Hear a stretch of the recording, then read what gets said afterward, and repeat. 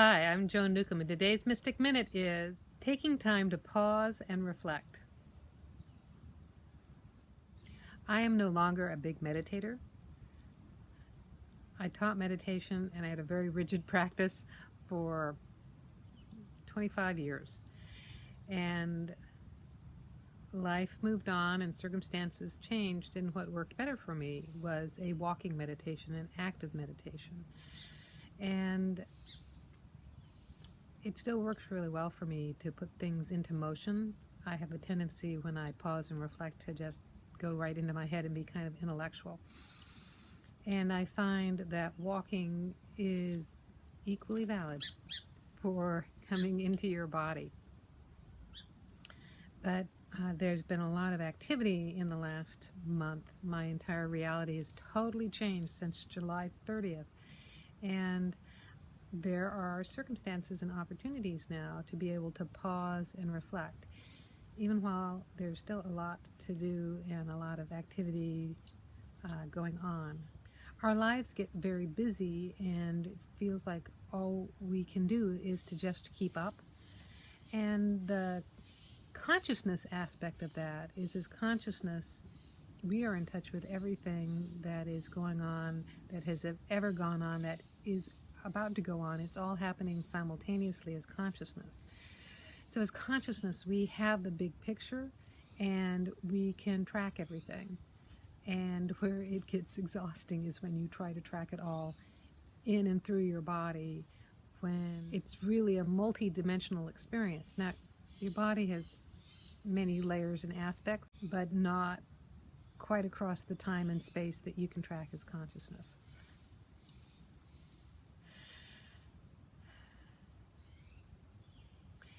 And I find when we get stuck in trying to imitate consciousness with our bodies, that's where you get really exhausted. That's where you feel like you're spinning your wheels. That's where you're getting into effort, trying to make things happen, when really you've got it all handled as consciousness. As consciousness, you've got everything planned out. And actually, as consciousness, there are multiple realities that are opportunities happening all at once that you can choose to be in. So as being in body, all you need to do is step from one to the other. But we can't figure that out when we're running like hamsters on a wheel. The other thing I notice is that if I am out of touch with being in touch with my body, it feels physically painful to slow down. Those times that I have been burned out, it's really painful to have a day off. It's really painful to go on vacation, unless you're on vacation for 2 weeks and you've got that first week just to unwind. For those of you that have a daily meditation practice, hey, more power to you.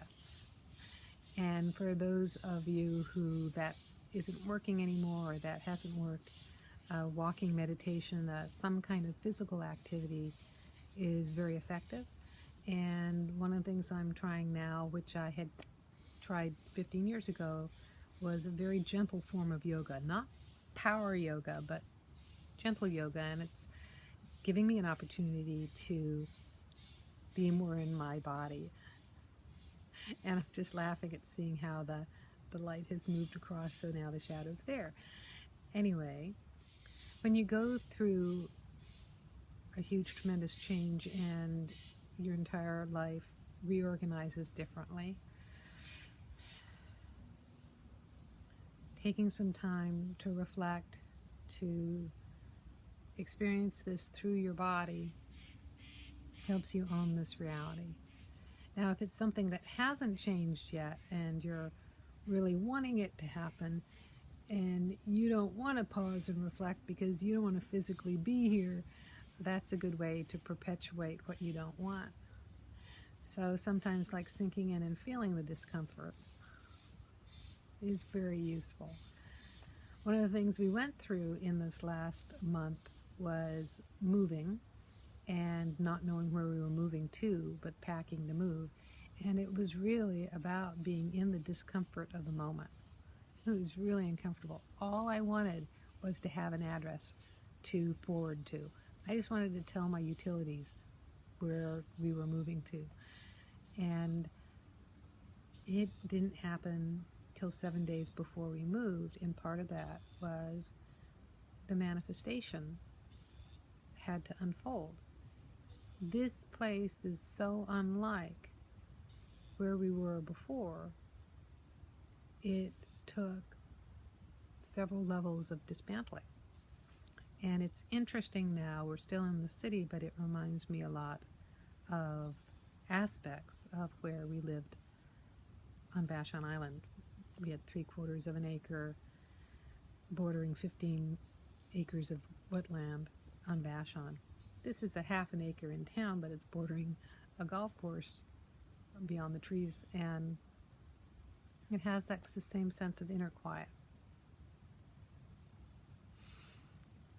Life is an art.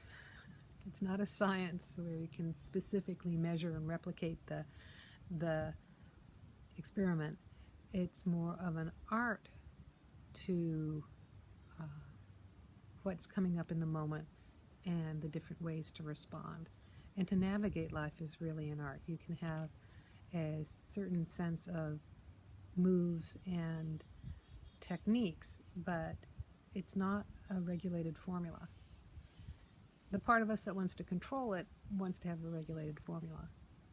But as consciousness, this is just all about being in the body and having the experience.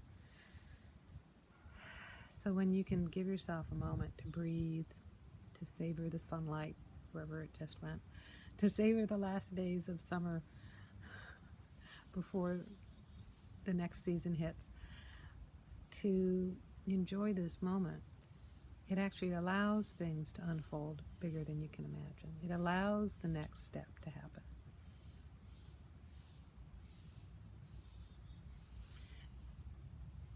And actually, come to think of it, if you're in a space that is really uncomfortable and you're not yet in that next step, maybe relaxing in the moment isn't going to be very relaxing. Maybe you need to get to a park, someplace outside of your environment, in order to have that breathing space that allows you to go to the next moment. Or just enjoy my husband's Buddha. If you like these videos, you can subscribe to them on YouTube. If you want to know more, my website is joan-newcomb.com. I have a weekly radio show and podcast. I write a weekly blog and newsletter. I do these videos once a week. I have meetups around the Puget Sound in Seattle, Bellevue, Tacoma, and University Place. I do monthly webinars, and I have a coaching program where I reach people around the world through Skype, through Zoom. And if you want to know more about navigating your life as consciousness, to have a sense of mastery with your life, so it's not controlling your life, but it is allowing your life to unfold in a bigger way than you can possibly imagine, then go to my website, joan-newcomb.com, and look at my coaching programs. So go to joan-newcomb.com, and I'll see you in another few days with another Mystic Minute.